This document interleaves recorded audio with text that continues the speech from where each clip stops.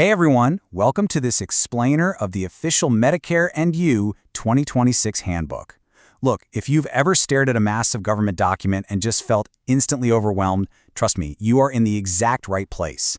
Today we're going to take all that dense, bureaucratic text and translate it into a super clear, actually empowering roadmap for your healthcare journey. Let's get right into it.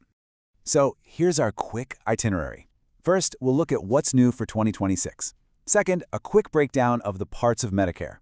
Third, original versus Medicare Advantage. And finally, those absolutely crucial enrollment deadlines you do not want to miss. All right, part one. What's new for 2026?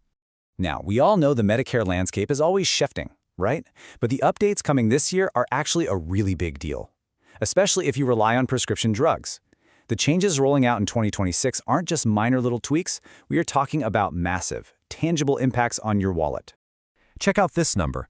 Starting in 2026, your yearly out-of-pocket costs for Part D covered drugs are strictly capped at exactly $2,100. That's it.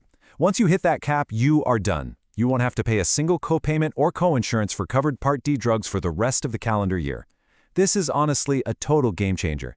It basically saves you from those limitless, unpredictable pharmacy bills. But it's not just about paying the bills anymore. Medicare is actually expanding to proactively meet your health needs. For instance, they're now paying for advanced primary care management, which means providers offering this have to give you 24/7 access to your care team. Pretty great, right? We're also seeing expanded preventative care, like covering a wider range of colorectal cancer screenings, specifically CT colonography. Oh, and you'll definitely start seeing changes that reflect those newly negotiated prescription drug prices.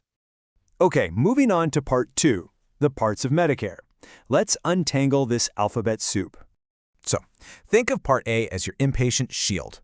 It's your hospital insurance. It's there to cover the really big-ticket, facility-based stuff. We're talking inpatient hospital stays, time in a skilled nursing facility, hospice care, and certain home healthcare services. Next up is Part B. You can basically think of this as your day-to-day medical insurance. This is what helps cover your routine doctor visits, outpatient care, and durable medical equipment. You know, things like wheelchairs or hospital beds. It also covers a ton of essential preventive services, like your standard screenings and yearly wellness visits. And then we have Part D. This is your pharmacy pass. It helps you pay for your prescription drugs and those highly recommended preventative vaccines. Now, one really important thing to note here, unlike Parts A and B, Medicare drug plans under Part D are actually run by private insurance companies, though they do have to follow the strict rules set by Medicare. All right, part three, original versus Medicare Advantage. This is the big choice. When it's time to sign up, you're essentially standing at a fork in the road. On one side, you've got original Medicare. This is kind of like ordering from an a la carte menu. You mix and match Part A, Part B, and usually tack on a standalone Part D plan for drugs. On the other side, there's Medicare Advantage, also known as Part C. Think of this as the bundled combo meal. It's provided by a private, Medicare-approved company, and it wraps your hospital, medical, and usually your drug coverage all into one single plan. So how do you choose? Well, let's compare them. If having absolute maximum freedom is your top priority, original Medicare is going to look really appealing. You can literally see any participating doctor or use any hospital that takes Medicare anywhere in the U.S. without needing a referral for a specialist. Medicare Advantage, on the other hand, works a lot more like traditional private insurance. You usually need to stick to in-network doctors within a specific local area, and you might have to get a referral before you can go see that specialist. Financially, there's a really stark difference between the two.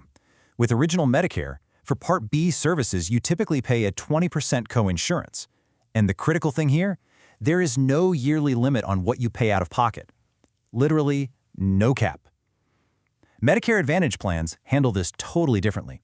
While your specific costs will vary depending on the exact plan you pick, they actually build in a safety net.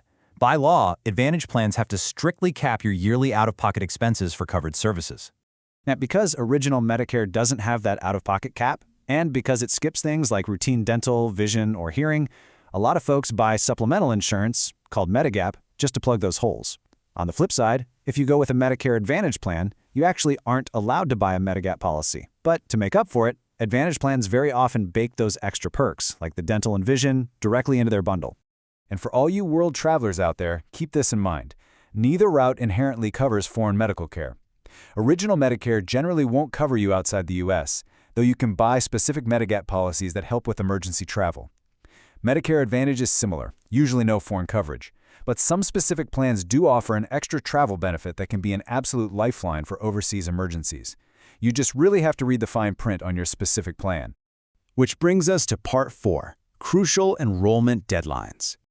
Okay, timing is literally everything in this system. For most of us, your initial enrollment period is a very strict 7-month window.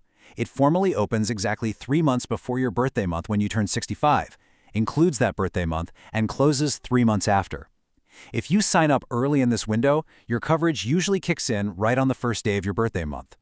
I really cannot emphasize this enough. If you miss this initial enrollment window and you don't have other qualifying coverage, like, say, from your current job, you could get hit with a severe financial penalty. And we're not talking about a little one-time late fee.